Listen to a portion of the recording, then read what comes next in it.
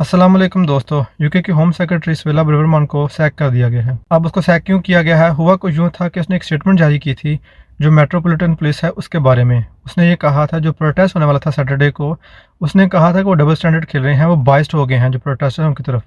और इसी के साथ जो मार्च हुआ था सैटरडे को, उसने ये कहा था कि ये हेट मार्च है, तो वो इसके खिलाफ थी क्योंकि ये फ़लस्तीन के हक में हो रहा था, वो इसराइल के खिलाफ हो रहा था और ये कहा जा रहा था कि सीज़ फायर किया जाए। अब इसी के साथ इसने माज़ी में कुछ ऐसे बयान भी दिए थे जिसकी वजह से इसको सैक करना पड़ा। बात ये है, इसने पहले स्टेटमेंट जारी की थी कि जो पाकिस्तानी लोग हैं वो ऐसे के होते हैं, वो क्राइम करते हैं यहाँ पे, इस तरह की उसने बातें की थी। और इसी के साथ आपको पता है जो यूरोपियन लोग यहाँ पे आए हुए थे, उसने कहा था उनको यहाँ से निकालें बाहर। और फिर इसी के साथ उसने एक और बिल पेश किया था, उसने कहा था जो यहाँ पे लोग साइलम करते हैं उनको यहाँ से निकाला जाए। अब इस तरह के स्टेटमेंट्स के बाद लोग इसके खिलाफ हो गए थे। अब जो प्राइम मिनिस्टर ऋषि सुनक है वो उसको बैक कर रहा था, वो ये कह रहा था कि नहीं इसको नहीं निकालेंगे, लेकिन इसके बावजूद जिसने स्टेटमेंट जारी की थी अदारों के खिलाफ, उसको महंगी पड़ गई।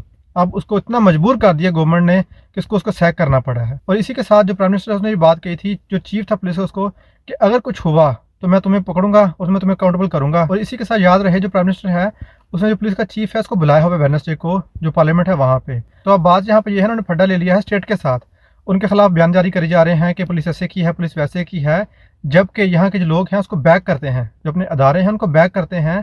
प्राइम मिनिस्टर जो है वो आते जाते रहते हैं और जो सेक्रेटरीज हैं वो आते जाते रहते हैं, लेकिन वो ये कहते हैं हमारे जो अदारे हैं वो मुस्तहकम रहे, उनके खिलाफ बात नहीं सुनते। तो इसी वजह से जो होम सेक्रेटरी है उसको सैक करना पड़ा है मजबूरन, जबकि प्राइम मिनिस्टर ये चाहता नहीं था कि उसको सैक किया जाए, लेकिन इसके बावजूद मजबूरन उसको घुटने टेकने पड़े हैं, उसको सैक करना पड़ा है।